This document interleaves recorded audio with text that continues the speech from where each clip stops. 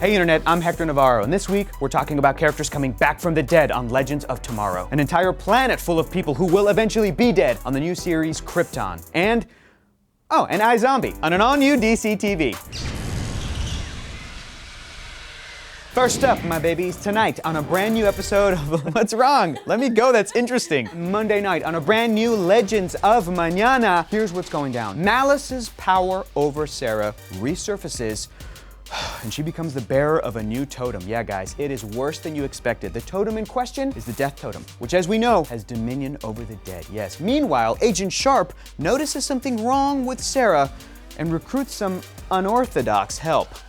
Plus, we learn from Wally West, new member of the Legends of Tomorrow, that the time anachronism that they're dealing with may be worse than Flashpoint itself.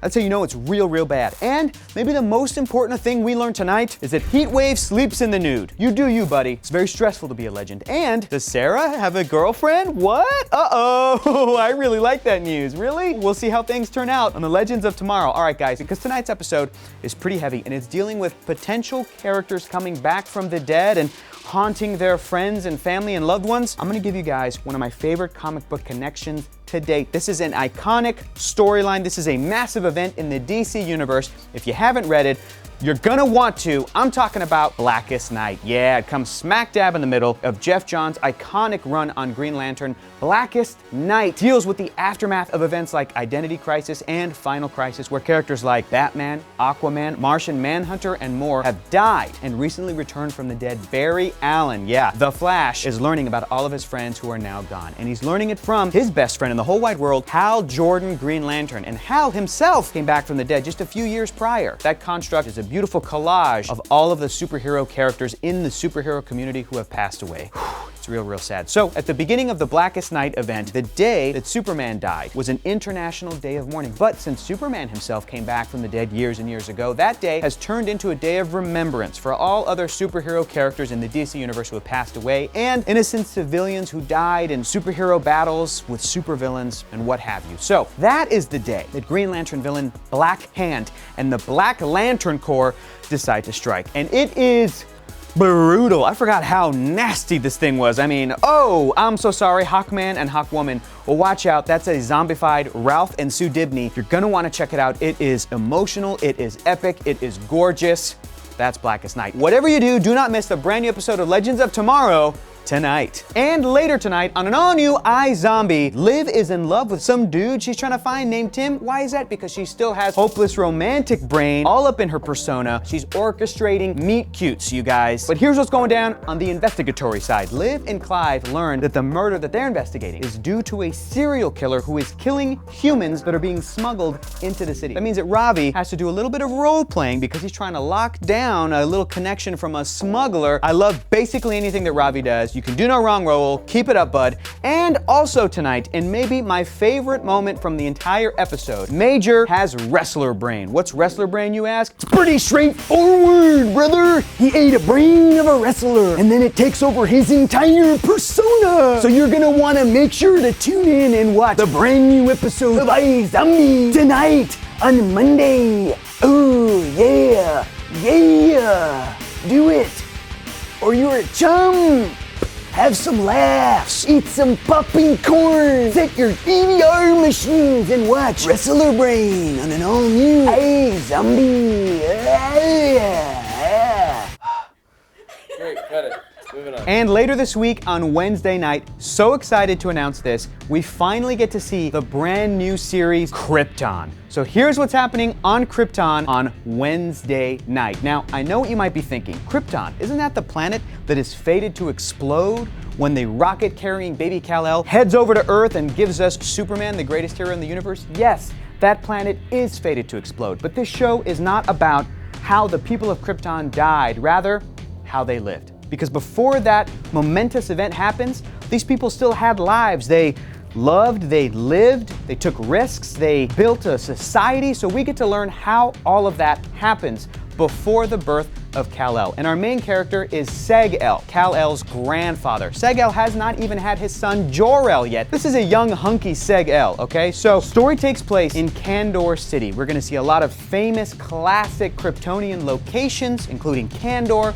which later, as we know, becomes the bottled city of Kandor. I'm not going to tell you how. If you don't know, you can look it up yourself. It's called comic book research, and it's fun to do. But the pilot of Krypton is a very special character showing up named Adam Strange. He's got a Detroit Tigers hat. He's obviously from our world, and he shows up and he brings a warning to Seg-El, a warning of Brainiac, the evil world-conquering entity that has targeted Krypton for destruction. Seg-El learns that Krypton has been targeted by Brainiac so that his grandson will never be born, thereby giving us the greatest hero of the universe. Now that's a lot to take in. We also learn about the Black Zero terrorist group in Wednesday night's episode, and we meet Lyta Zod, who may or may not be General Zod's mom? What? So guys, we're doing a deep dive into the mythology and the lore of Krypton, but I'm gonna give you guys a comic book connection that's gonna give you a lot of great background information. I'm talking about the collection that is called Superman, The Many Worlds of Krypton. Check this out. You've got a bunch of classic stories that take place on the world of Krypton before that fateful day where it explodes, including pretty much the entire life of Jor-El, from his childhood up to those last final fateful moments on Krypton with his wife, Lara. And we get to see newer versions of the mythology of Krypton. We get to see Jor-El, his father, Seg-El, how the Black Zero terrorists came about, and we learn about Krypton's long history of cloning and how that led to a society that was eventually considered very cold and sterile until Kal-El himself was born. So, my favorite moment from this entire collection, I gotta say, is a moment that involves a Green Lantern. Because, of course, as you know, when the mythology of Superman was created, the world of DC Comics did not yet have a Green Lantern Corps. Until years later, we learned that, yeah, the Green Lantern Corps has existed for all of these many eons since almost the beginning of time. So, if you put two and two together, you think, wait, would that mean that a Green Lantern would be aware of Krypton? Wouldn't there be a Green Lantern assigned to that space sector where Krypton is? And the answer is yes. In this classic storyline from the Silver Age, we learned that it was in fact Green Lantern favorite Tomar-re who was assigned to the space sector in which Krypton was fated to explode. And Tomar-re learns that, and unfortunately, he is not allowed to intervene. It's almost like a Star Trek Prime Directive-y thing, right? But he is allowed to go underground and try to ease some of the tensions that are building up within the molten core of Krypton to try to prolong its destruction for as long as possible. He's bringing in this special mineral down into the underground caverns of Krypton to try to do that, and he's out in space and he's going back and forth, boom, boom, boom, boom. And apparently Krypton was supposed to explode at a certain moment, but because of Tomar-re's interference, it is prolonged for months, possibly even years. Enough time for, you guessed it, Jor-El and Lara to launch that fateful rocket that's got baby Kal-El. And it's really sad because Tomar-re comes back to Krypton in those final fateful moments just to see it explode. He thinks it is his greatest failure of his entire Green Lantern career. Years later, the Guardians of the Universe on the home world of Oa, they let Tomar-re know, look, you may think, buddy,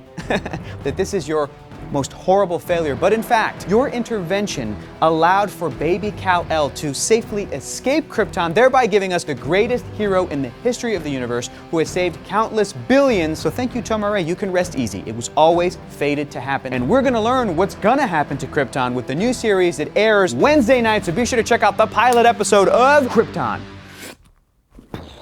And guys, here's the rest of your DCTV lineup. You got a brand new episode tonight of Lucifer on Monday night, a new episode tomorrow night, Tuesday, of Black Lightning, and later this week, a brand new episode of Gotham on Thursday night. And you guys remember last week when Candice Patton as Iris West finally suited up on The Flash? How awesome was that, right? You know what? Let's talk to her about it. Candice?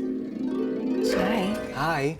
Thank you so much for sitting down with us and chatting with us. Absolutely, I'm excited to be here. So we're excited to talk about last week's episode of The Flash. Yes. In which your character Iris finally got speedster powers. Yes. Where did the idea for this come up? Was it something that you had been asking for? You know what? I've been doing way too many interviews over the last few years, just like joking around, like it'd be cute if Iris had powers for, you know, an episode, and I feel like the producers were actually listening. As you've seen in the episode, Iris learns a little bit more about what she's passionate about by having these powers, so it came at a good time. Did you have a favorite moment from Run, Iris, Run? I think the first time I was outside in the suit. And then you have the fans that kind of start showing up on the set, and I kind of got a glimpse of what Grant goes through every time he does that. It's really exciting. It's like putting on a show, and I don't know, the leather's stretchy and I can jump and kick, and it was just fun. It was one of the few times that I can remember this season of just feeling like a kid. So you said that the leather was stretchy. Has the suit technology gotten better from like season 1? The thing about the suit in the episode, her jacket is actually the jacket that Iris is wearing like during the day that just actually zips up and looks like a superhero jacket. Oh, great. It's like day to night wear. We have heard horror stories about TV shows and movies, superhero characters were like, you need a team of 12 people to get you out just so that you can pee. So that was not the case. That was not the case. It was still a little difficult. I had a lot of like warm weather clothes under, so it was a lot of layers of pulling off. But it wasn't as difficult as Grant. Grant's got the cowl, and that's a whole thing. And What was the biggest challenge, do you think, for Iris connecting to the Speed Force? at the end of the episode, we see her trying to defeat Birch, this metahuman, and they come up with this idea for her to run on water and create a tidal wave, something that Barry's never done before. So I think for Iris, feeling like she was capable of doing that was her biggest challenge. And Barry dealt with some challenges too. He's not good at being team leader at the No, computer. Like he no. didn't know how to work the chair. I don't even know where the escape button is. What does the rest of the season have in store for Iris? Well, at the end of the episode, we see Iris kind of reignited with the idea of going back to being a journalist, which is something we haven't seen from her in a while. So we still got that article to deal with in 2024. That is what she's fated to do. We're getting Yes. closer to 2024 as I the know, years. that infinite crisis is coming. So, Candice, try and flashback. You guys are doing episode 1 of The Flash. Oh my gosh. You're seeing Grant get into this suit. Are you looking to that and going, I want that. I want to do that. No, no. You know what comes with a suit? A lot of exterior nights. And in Vancouver, it's very cold and very rainy. So that's not something I really wanted to do every single day. So I'm glad it happened for one episode. But yeah, during the pilot, I was like, cool for you, dude. Glad, like, enjoy that. It's cool. You're the hero. You're the You're the guy. hero. You're the guy on the That's it. poster. Enjoy it. Do you think that Grant enjoyed the little vacation, maybe the break that he got when Iris got to suit up? Yeah, I think he did for sure. He works really, really hard. He is our superhero of the show. So I think for him to have an episode where he didn't have to carry the brunt of the work, I think it was a good vacation for him. Thank you so much, Candice. That was awesome. And guys, that's it for this week, but WonderCon is happening this weekend and DC's YouTube page is live streaming the event starting at 10 a.m. Pacific. We've got huge announcements coming from Jim Lee and Dan DiDio, so be sure to check that out. And they're even throwing a sweepstakes that you guys can enter over at dccomics.com/sweeps, where you can win a boatload of DC goodies. So be sure to get on that. Until next time, bye.